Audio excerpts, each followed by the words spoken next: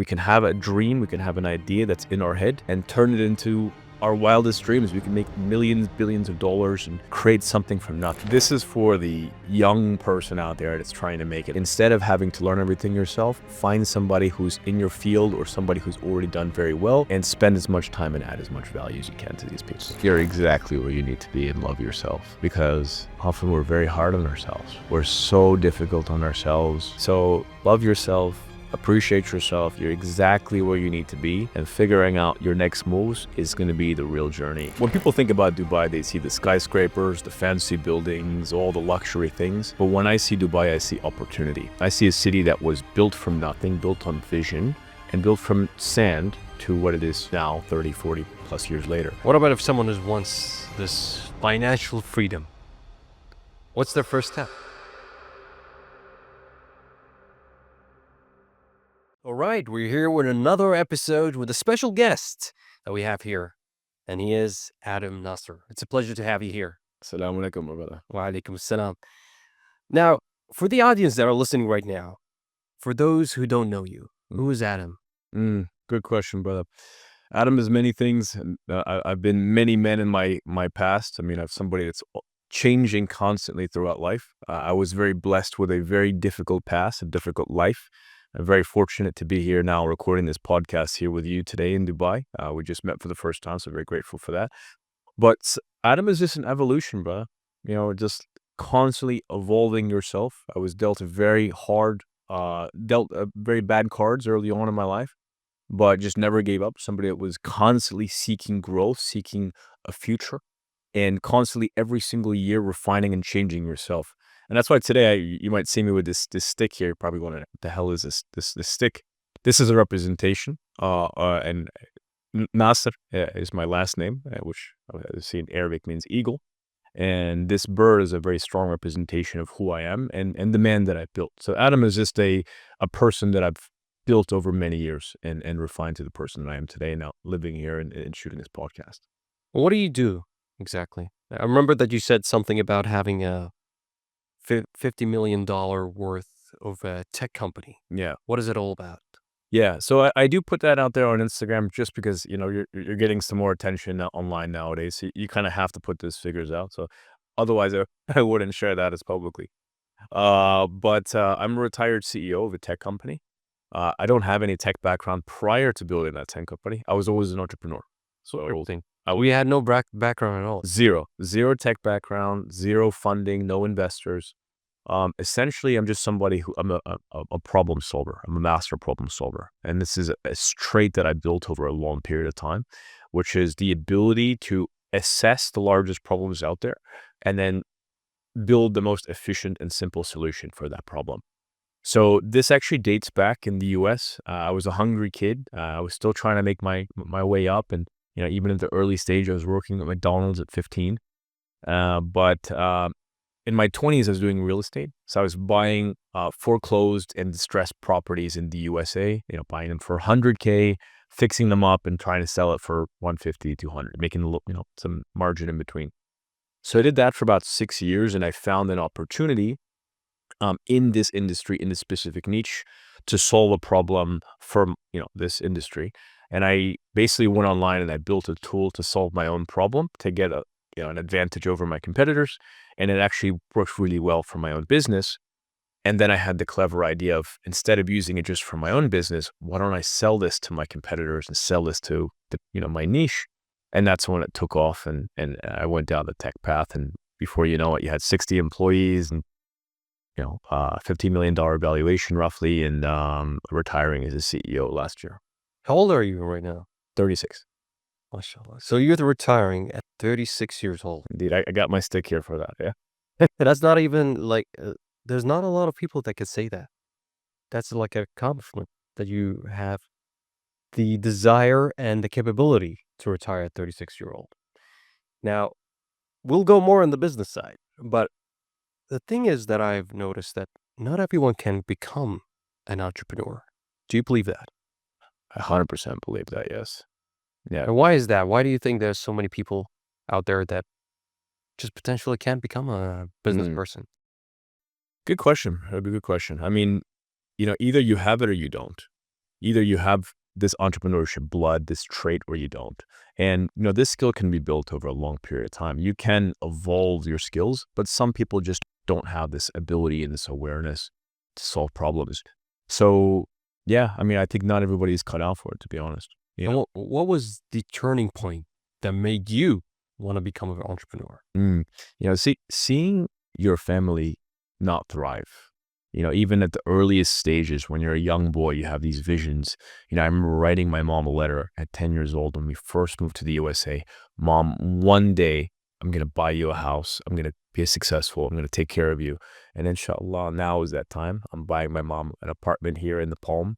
Nice. She doesn't really know all the details about it yet. So fully surprise, full surprise. And 20 plus years later, 20, 30 years later, making good on that promise. But that was the drive, being at the early stages, being a provider for your family, being somebody that can create generational wealth and be a leader. This was the early drive, and also enjoying the life that you feel like you deserve as well. I believe that a lot of people that do become entrepreneurs, they usually have hardships and pain. Mm. I was speaking to Giuliano, your friend. He was telling me about that. There's a lot of pain that makes you go into uncomfortable places. When you're comfortable, you never want to get out of that comfort zone. But when you feel that you're struggling, you have some sort of type of pain in your life, it pressures you to move out of that comfort zone to just try to achieve what you're trying to achieve. Yes. It's that fire, brother. Like it just gives you that fuel. Like I really do believe it. Like you have it or you don't in certain skill sets, like just how you're genetically inclined. But your fire comes from your situation. If you had a tough past, you look at immigrants as a great example. Some of the most successful people are generally from foreign countries. They have this fire, they have this motivation. So I use it, like I see that as one of the biggest gifts. Being dealt a bad hand, having a rough situation, a rough time is honestly one of the biggest gifts. And it's very unfortunate that people don't look at it for the opportunity that it is. Because a tough time, a bad situation, really genuinely, as cliche as that sounds, is a gift. And if you reframe your mind to seeing this as an opportunity, it can create a world of opportunity and gifts for you in your life. And that's what I was able to do in my life. It's interesting that you pointed out that you reframe your mind. So let's talk about what was that one personal challenge that changed your mindset to want to becoming successful, other than buying for your mom a house. Yeah. I mean, brother, I don't talk about this very often publicly, but I was abused for 10 years of my life. I lived in jail for 10 years between the ages of 8 to 18 at home from a stepfather who abused both me and my mother. And it was an extremely difficult part of my life. Imagine being your childhood stolen from you, and, you just want to smile and laugh and enjoy and, have a personality, have friends. And for 10 years, I'd come home and I was yelled at every single day. I was abused for 10 years. I mean, this is 8 to 18. This is a really tough time. And that translated to being really bullied at school, having no confidence. I mean, I was below everyone else in terms of the start that everyone else is privileged with. But this was, I think, a motivation. But this was built enough of the fire within me to say, you know what, I don't deserve this. I could give up. Of course, in this time, you have thoughts of, okay, I hate myself, or I want to even kill myself. You had these thoughts, You use that energy to build something better for yourself. Yeah. Which is not many people do. Yes. So if it's someone is like struggling right now and he's part of the audience, what would you say to him or her? Brother, I understand you. If you're watching, I understand you so deeply. And no matter as hard as it is, you might feel lonely. I promise you, spend an extra day. The clouds will pass. Find really good people who support you, who can push you through this moment, and really believe in yourself. Really, to the core, believe in yourself. Because these days will pass, and there'll be a day you look back on these days, and you'll be thankful that you weathered the storm. One interesting thing that you just pointed out, that you look back on the past and you're thankful for it, that it happened. Yes. Because it wouldn't have gotten you to where you are today if it wasn't for those painful moments. Yes. Steve Jobs has mentioned something about connecting the dots, that you cannot connect the dots in the present moment, but when you look back, you can see how all these dots got you to the place that you are here today. Amen to that. Yeah, very, very much believe in it. You know, like I'm grateful, like you're grateful for all the little things. Like the job at McDonald's led to the job selling cell phones. The job selling cell phones led to, you know, the job selling cars. And then selling cars led to real estate. Real estate led to building a tech company, moving internationally. And then every little thing, it just, you might not get paid for it in the large ways initially, but if you spot the opportunity, you can connect the dot to the next larger opportunity. It's like each chapter of your life built a certain skill Yes. that got you to the place where you build a massive fortune. 100%. Yeah. Wonderful. 100%. Wonderful. Yes. But what is the biggest lie people say about success or believe about success? The biggest lie that people say and believe about success, the biggest lie people believe about success is that it's about the money and it's about who you are in this moment. And it's not true. It's about who you're becoming, and it's the growth at every different level of your own evolution. So I firmly believe it's not about who you are at the moment. It's just who you're becoming. And the money is just only a representation. The money isn't the only metric to keep score. So I encourage young guys out there to not just focus on money, but focus on skills acquisition, focusing on becoming a better man or woman, becoming a better person for society, becoming more respected, and evolving week by week, month by month. And you can do that through self-reflection, assessing how you've grown every single month. I have a personal practice. At the end of every single week, I look at every single thing I did, even this podcast right now. I'm going to go back and review, what did I do well? What could have I improved? And refining every single week. And before you know it, after several months and years, you refine yourself to a very high level. So chase progress, not so much just cash and temporary things. Very true. Sound advice, because even to myself, I don't look into how much money I got every day, but rather how many percentage of improvement I have done every day. If I can improve 1% every day, and you calculate this percentage throughout the whole year, that 365% better version of me than who I am. Good on you for doing this podcast. Like, you're keeping yourself around. This is such a smart chess move. I'm thinking about doing something very similar, because you're keeping yourself around high frequency players. You're forced to have a great I mean, it's a good conversation, but you're putting yourself when you're having really high level conversations, and it's forcing yourself to grow just by being in that frequency. And even like they say, I went to Tony Robbins once. Oh, I've been to all his seminars. Really? All right. I've taken all my friends. Date with Destiny. So you went Date with Destiny, the Business Mastery, I think, and what was it called? The first one? Unleash the Power Within. Unleash Power Within. Yeah, that's the one that I went with. Yeah. And he used to say this constantly. You're the average of the people you surround yourself with. So if you surround yourself with people who are business oriented, they're very ambitious, you bet you gotta have to be like them, or you can't be with them. 100%. So I thought that was really true. It's really true. Every billionaire, as you see, they spend time with the billionaires. You see multimillionaires spending time with the multimillionaires. Yes. You see the athletes spending their time with other athletes. Correct. It's very true. Yeah. So I think that's a very powerful advice, that everyone, if they strive to be something that they are not yet, try to, in some way or form, add value in order to join those groups and get to learn from them. You know, this is why I love this, use a point here. I love symbolism in my life. And you see this beautiful animal here. This eagle is a perfect representation of that. Because when we think of an eagle, it's, you know, the most high bird in the species. Now, eagles obviously only hang out with other eagles. You never see it come down and hang out with a pigeon, right? It's only with its tribe. Do you think they belong in a group? Because usually I feel like they're more individual. They're separate. In some ways, but yeah, they're separate. But when they associate with other eagles. True, you know, they have their time alone. But I think maybe for representative for that too. It's a good point. That's a good point. Yeah, they do spend a lot of time alone. But if they do spend time in groups, it's but that's a good thing, because you need to spend the time alone as well. Yes. You shouldn't always rely that everyone's going to be around you. Yes. Sometimes being alone, you have a lot of time to self-reflect. Correct. On what you do. Yes. And if you self-reflect a lot, you know what next steps you need to take. You're not looking to be reactive, but rather be proactive. Yes. When you're around the people, they're like, okay, what is he doing? Let me do as well what he's doing. Mm. Maybe the things that you're doing is maybe wrong. Maybe you have another way you can strive to be a better person. You never know.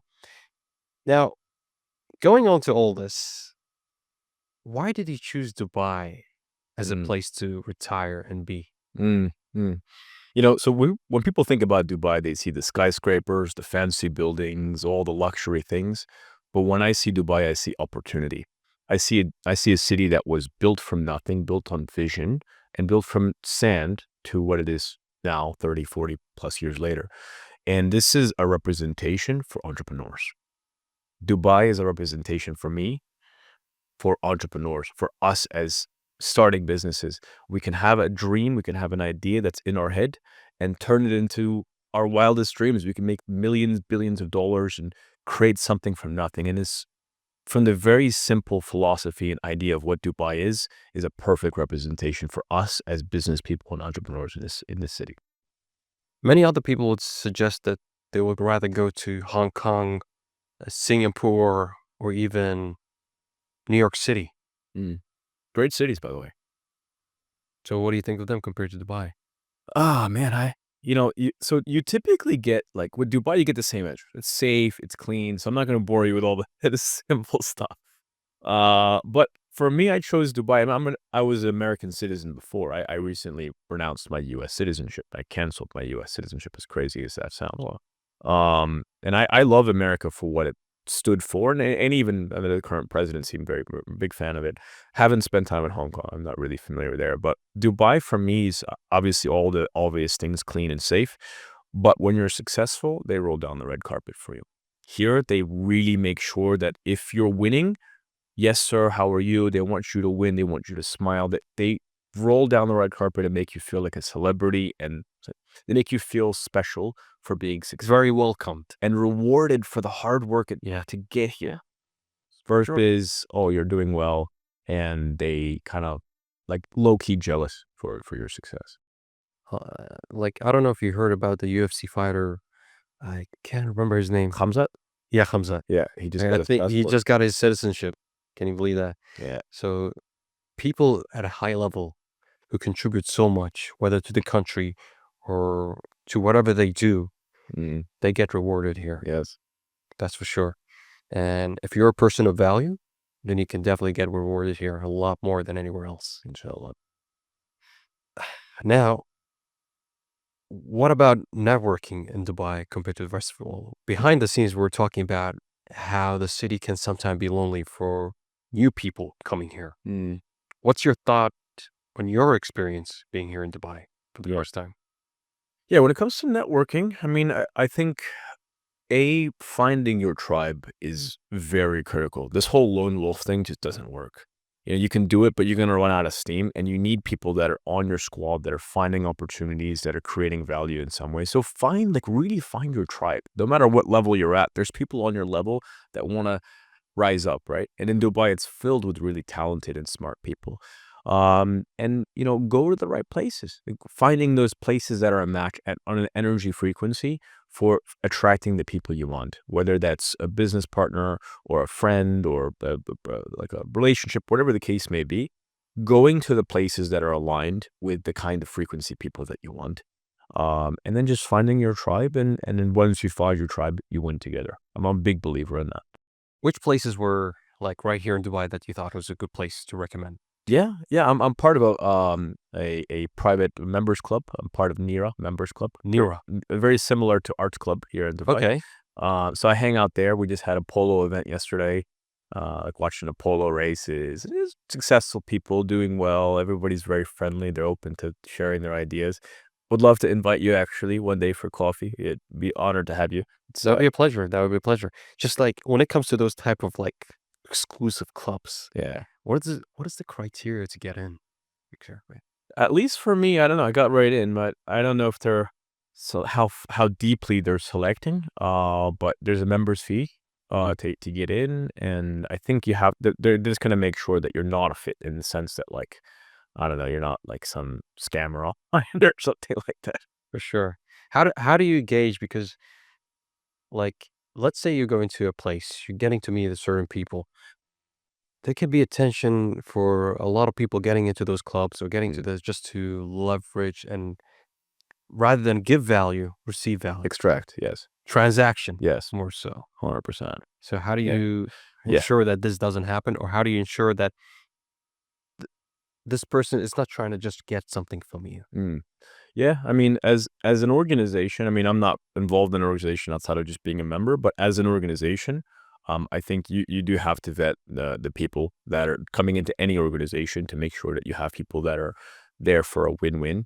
Yeah, some level of trying to receive value is fine, but if you sign someone who's egregiously trying to extract value, I think you have to vet that in any organization. But also personally speaking, personally, we have our own core principles, and you're very attuned and aware of people that are obviously trying to extract more value from you, and you can tell from just social intelligence. You meet with somebody and you can tell like they're continuing the conversation way longer, and then there's a hint of, hey, maybe there's an investment that you need to be doing, or like some kind of hidden agenda. So when I feel that, I kind of distance myself from X people, and just having that social awareness to be aware of, is there some kind of agenda on this person, and then distancing yourself from it a bit. So just social awareness goes a long way. So for some of those clubs that might be very exclusive, what about if someone is just young? He's gonna start his life right here in Dubai. Yeah. What would you recommend him? Oh, this is good advice, brother. So this is for the young person out there that's trying to make it. I understand them so well. I understand very, very well what it's like. Now, my best advice is meet as many people as possible. The top of the funnel, right? Make that top of funnel as big as freaking possible, and find those people that are worth following deeply. Where exactly? Where do you find them? Okay, well, figuring out the places they hang out, right? Figuring out the places that you can meet really high quality people. They might not be hanging out at Starbucks, right? So finding out those spots, even if you have to pay, or find a way to get into those places and meet those people. Once you meet them, test them. Test and test and really verify that that person is really about what they're about. Is it just their nice Lambo or Ferrari, or are they the real deal? Spend time in getting to know them is very, very important. And then once you test them, figure out how to add as much value as possible to their life. For example, I have my videographer here right now. He's filming, and he's my videographer, but I'm also teaching him to add as much value to my life as possible. Don't just, we're shooting videos, great, but then, okay, find ways we can find opportunities, find cool events we can go to, add more value, and then, naturally, I think with a good person, they'll reciprocate this. There's an interesting question for your videographer, but I'm gonna ask you: how did he find you? How did he find me? Or did you find him? We met this kind of by fate, actually. I met my videographer through a trip that we were both on at the same time. Okay. He was freelancing, doing videos, and I was a guest, and we just met. We had a good connection, Right. and now we're here in Dubai shooting videos. So it's through that mutual friends connection that you will be able to connect. Indeed, but that's my best advice. My best advice with young people is, instead of having to learn everything yourself, find somebody who's in your field or somebody who's already done very well, and spend as much time and add as much value as you can to these people. Sound advice. Yeah. What about in terms now of your business? Now your business is called Smarter Contact. Smarter Contact. I'm glad you pronounced it correctly, because a lot of crypto guys call it Smarter Contract, and it pisses me off. Because that sounds more like a blockchain type. Yeah, Thing. That's why they're connected with that. So, what is it about? Yep.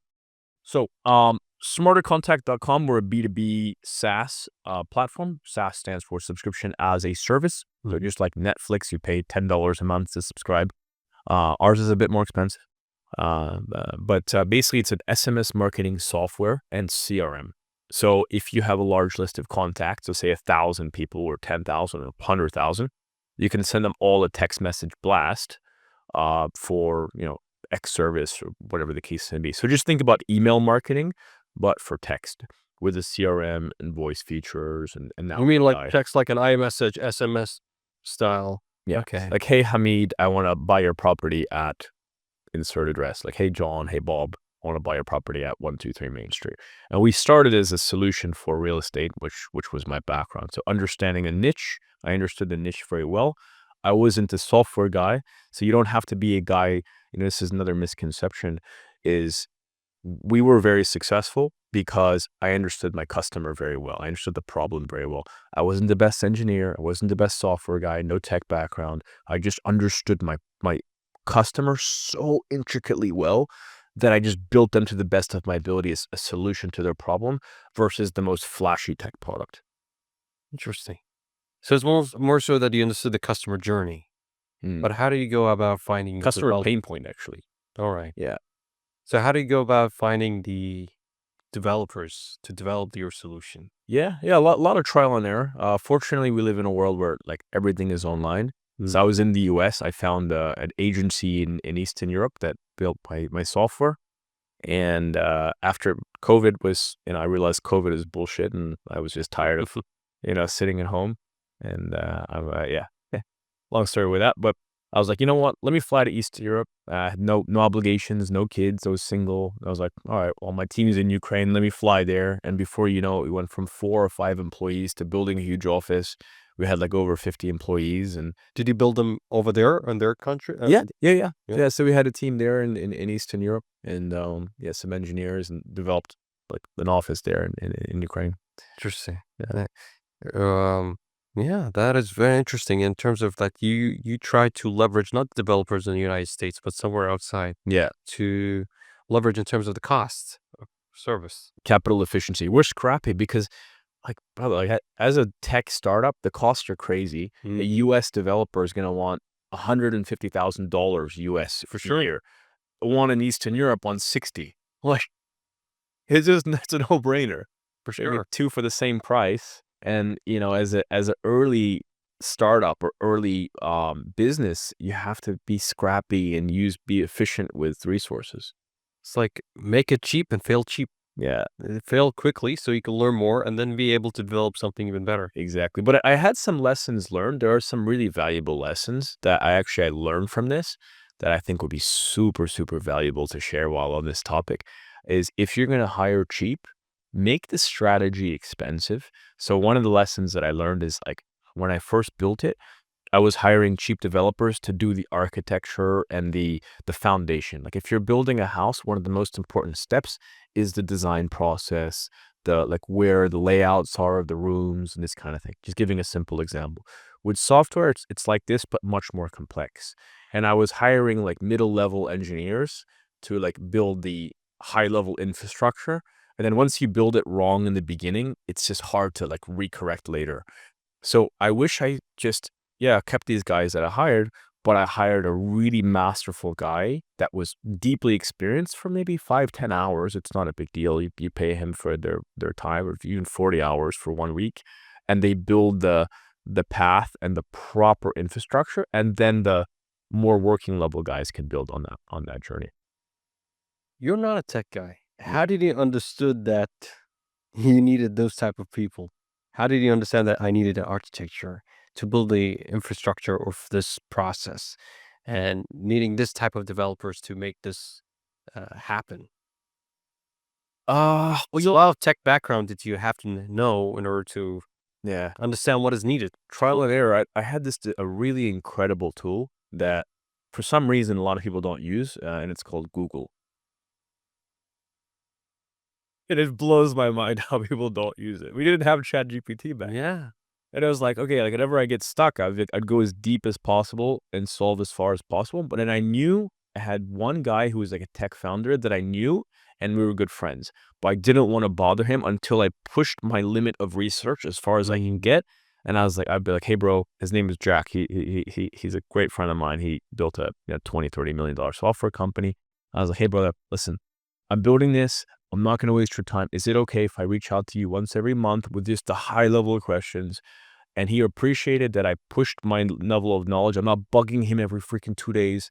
I pushed it to like wherever I felt like I needed the high level stuff.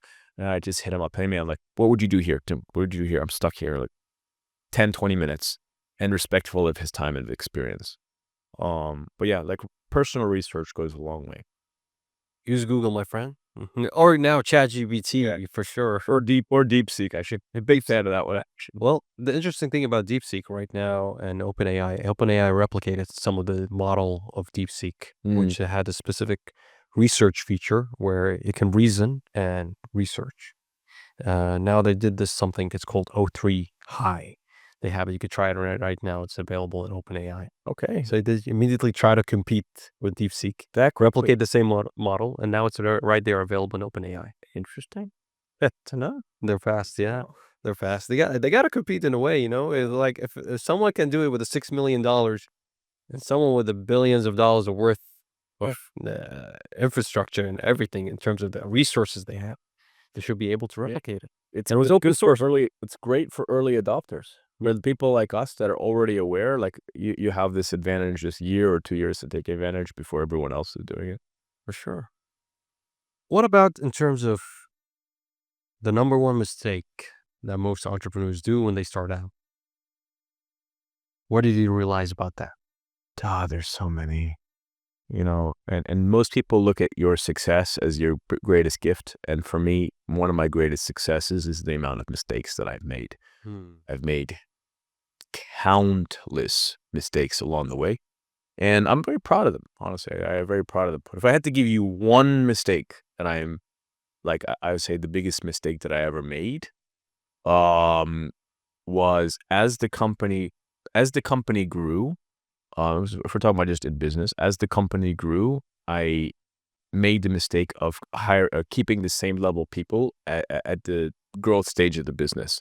So as the company grows, you requires different levels of talent. The level of talent is different in year 1, year 2, year 3, year 4. Between $100,000 a year to $1 million a year, to $10 million a year requires different levels of talent. And I kept my lower level talent as we were growing.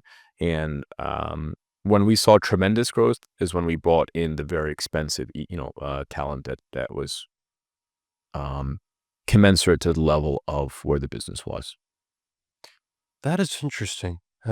Usually I think, for example, when it comes to some sort of challenge that you face with this, is it because once you start having the cash flow in, then you start hiring better people? Or is it because the necessity of the business requires you to hire those people? What is it? Is it now because you can now offer what you couldn't offer before, therefore that's why you hire better people? Or is it because now the business demands it so you can scale it up? Yeah, I mean, it's combination of both. Like the best situation is when you can grow. So somebody grows within the business. This is the best scenario, and their levels and skills grow, and proportionately their pay increases as well. So the best situation is somebody grows with the business. I mean, I grew with the business a lot as a first year CEO, second year CEO, and a leader as well. I had no leadership skills prior to that. Built my leadership skills up. So that's ideal. But you're always, as a CEO, when we had hundreds and hundreds of employees, I was hiring hundreds of people. I would assess each person on an individual basis. Is this person progressing? Are they a long-term fit? Are they growing with the company? Happy to offer them a pay raise. And typically in that rate, they're more loyal. They have more knowledge of the company, less of a training issue, less risk, of them having a great CV, but then you see they're not as qualified. And also from a pay perspective, it's a lot less than going out and hiring somebody outside. You generally have some cost savings there. So I always like to maintain an employee through their growth cycle. But if I feel like that person is just not a fit, I have to cut them loose, unfortunately, and find talent. And as the company is growing and making more money, you have a bigger budget to hire appropriate talent. So how do you know when is the problem that the problem is your resources, your employees, and not the business itself? You might say, oh, my employees are not doing good enough, but maybe it's your business that's not doing good enough. How do you know which one is which? Yeah, I mean, how do you know which one is which? Is you have a good pulse on your own business. Yeah, you have this vision. I think the best business owners are the greatest visionaries, and they feel they're in tune with the business. Like it's really an intuition that you build. We were talking about Steve Jobs. He knows every inch of his business. He owns everything. And I give an example all the time is if you own a business, you're the captain of your ship. The CEO of the business, you're the captain of your ship. And as the captain of your ship, you know your deckhands, you know all of the portions of your ship. You know where there's leaking water into your ship as well and where to plug. And you have this feeling of just assessing all areas of your business, its strengths, its opportunities, the direction it's heading, all of the factors, all of the crew, and you're just on a high level, have this high level vision and awareness, which I think is required to be a high level operator, especially with more people and more employees comes more problems, more risks, and more threats. I believe you see something that most of your colleagues or subordinates don't see. Yes. Like you have that vision that they don't see it. Yes. And if they don't see it, it's very hard to communicate with them. Yes. For sure. Yeah. And that's developed. That was certainly developed over time. But the ability to like see from a high level was something that I think is very powerful for any business owner to see everything, to see all the plays. I use like an example a lot as well is like when people are driving, a lot of times they're just driving their car like this and they're just looking like here. It freaking pisses me off. Cause like the best drivers are marked back, okay, they're driving, but you're kind of seeing your peripherals. You're seeing what's on the side. You know, you're not paying attention to it, but it's there. And it is the same in business. In business, is literally the same way. And in every opportunity, there's peripheral opportunities right around you, right in front of you. You can meet the right person that'll change your life. You can say the right, you can, bring up the right conversation or the right opportunity to the right person, and it can change everything for you. But most people are just looking here. And this is, I think, one of the biggest things that I really encourage people to build this awareness, this ability to scan everything around them, both in personal, business, relations, everything.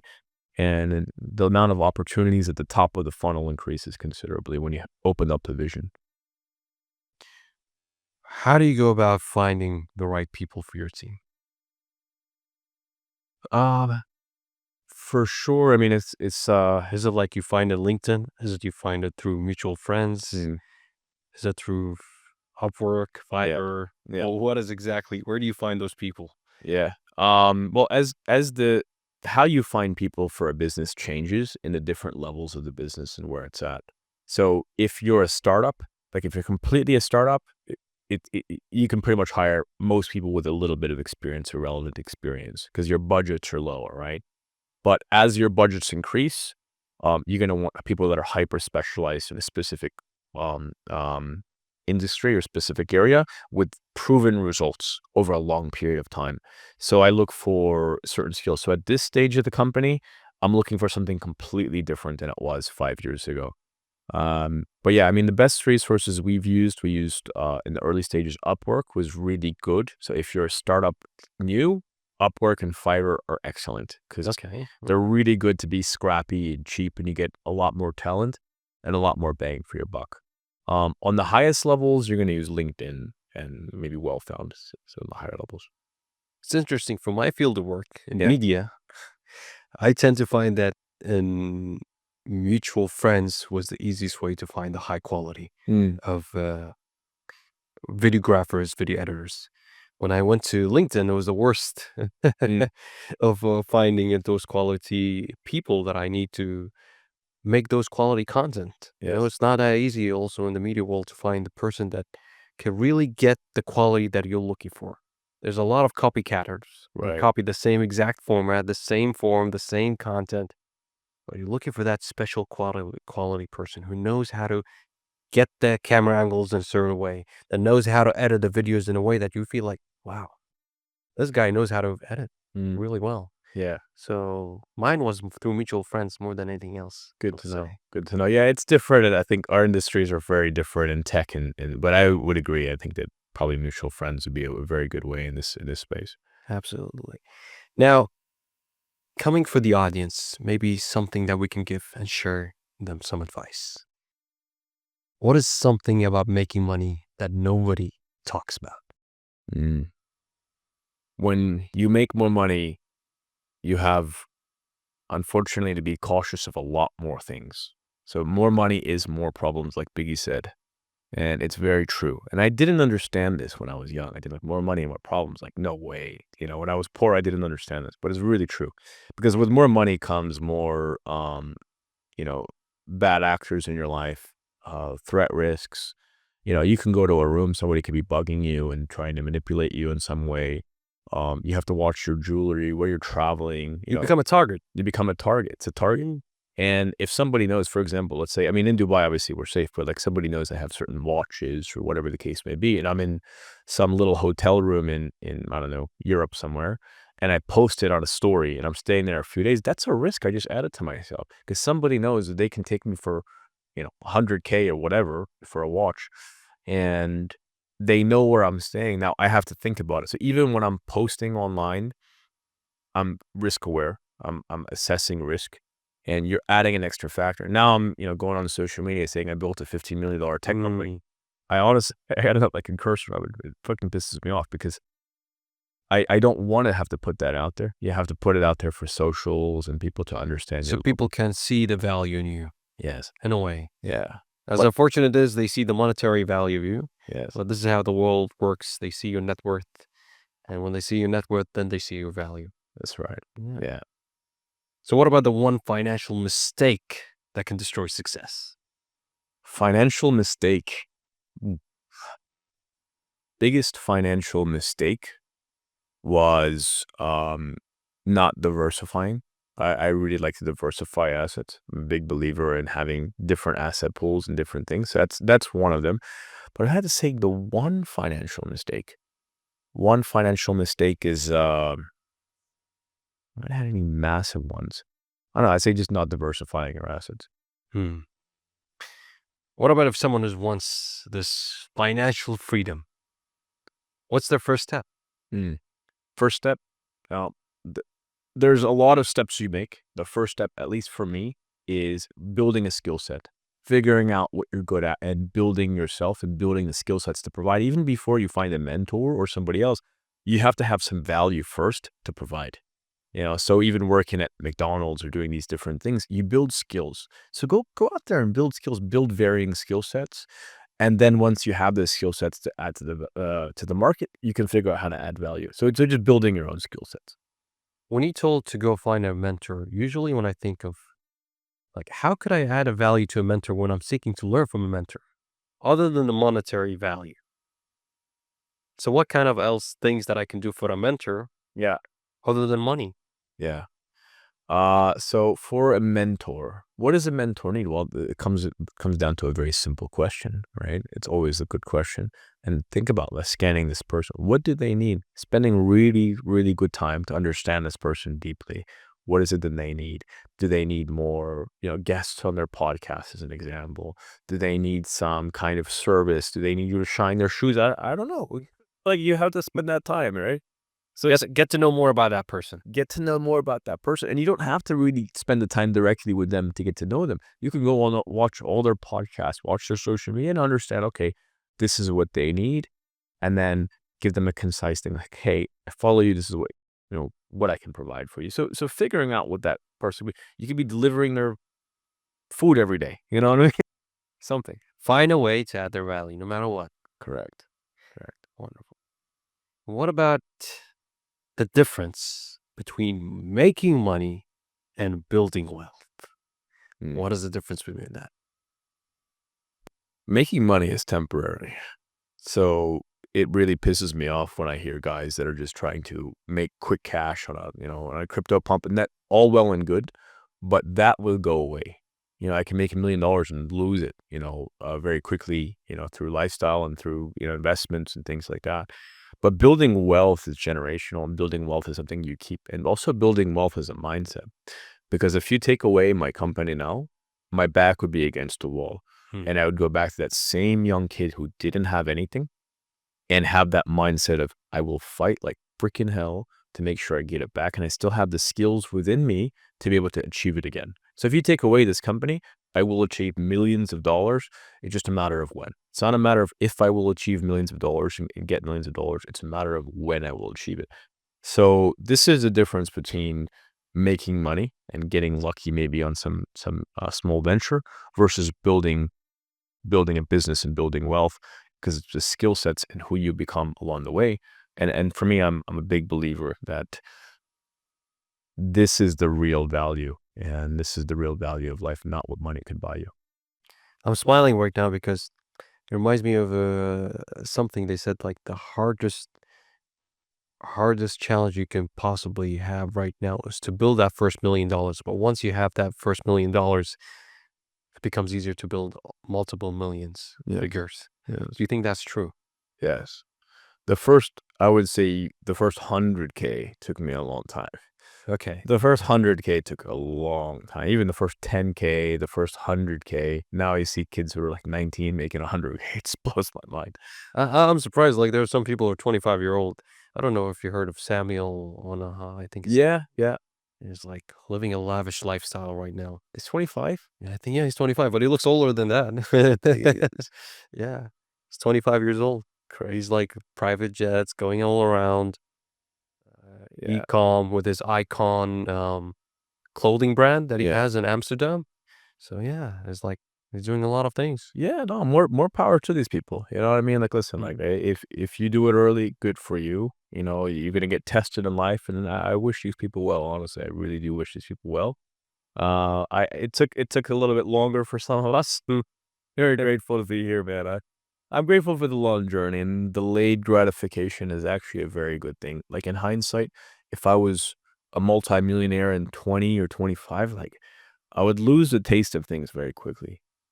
So You think that it's like you finished the video game and you Yeah. clocked everything? Bro, like I retired in May, so for my birthday I retired, and I had this big retirement party. I lost my job on my birthday. Okay. On my You birthday, fire yourself. I got fired. It's like I feel like I was the best cryptic. I got fired, and I had the yacht for my closest friends, my mom, my close friends were all there. It was like this amazing moment. So for like rewarding yourself from 20 years ago working at McDonald's, making $6.15 an hour, to building, a multi-8-figure company, and retiring on your fucking terms. This is like the freaking best thing ever 20 years later. So I celebrate And it's that. even amazing that you retired 24 years earlier than most people who retire at 60 years old. Yeah. So you're 24 years ahead. Yeah. But I learned a lot. So like that summer I went and I traveled. I was in Eastern Europe. I went to Croatia, and I had a villa there, and I was just chilling, living the retired life, and it was the best and worst thing ever. So I was a retired multimillionaire. I had all the time and the money to do whatever I wanted, and honestly, I was miserable. I realized that it's not about having the things and the freedom and all this stuff is all well and good, but freedom without purpose is very empty. So I had the freedom to wake up when I want, do what I want, go where I want. I could fly wherever. And retiring as a multimillionaire in my 30s was not nearly as fulfilling as I expected it to be. And that's why I keep this stick around. That's why I keep this stick and this eagle, his representation of never retiring. This is a symbol of retirement, but it's actually for me a good reminder. That's why I'm bringing on this podcast today. It's a symbol of never retiring. Retiring is a myth, and as men especially, we're always working and learning and growing in some capacity. I think now you're retired from striving for money, but more so striving for purpose and contribution. Yes. That's what I see right now, which is a wonderful moment of gratification that you feel you're blessed to have this certain opportunity that many people don't have. And you built yourself to reach to that level, Inshallah. which you should be very proud of yourself. At 36 years old, very proud of yourself. Shukran. Should be. Now, for the audience that are looking to master this world that you have been, what is that one skill that if they mastered it, they will definitely become a successful entrepreneur? Yeah. There's many skills, but if I had to give you one that I felt was the most important, is awareness. And building this self-awareness, especially building this relationship with yourself and this awareness, and not looking for other people outside to solve your own problem. We all deal with our own challenges every single day. You might be dealing with some level of something inside that's bothering you, some sadness, some challenge, and that's okay. Um, but being deeply resolute with yourself, deeply understanding yourself and being awareness of yourself, awareness of your surroundings, awareness of opportunities, awareness of threats. And this is, I think, one of the best skills that many people haven't really refined. They spend their whole lives with themselves and they don't really understand themselves. So how do you develop that? Well, um, being intentional, I think, is very important. Journaling. I spend a lot of time journaling on a weekly basis, or writing down where I'm at. So you do that every day? I try to do it every day. I'll be honest, I can't tell you I do it every day. I wish I did. That'd be bullshit if I told you that. But once for sure every week. Every week, a few times a week, I journal.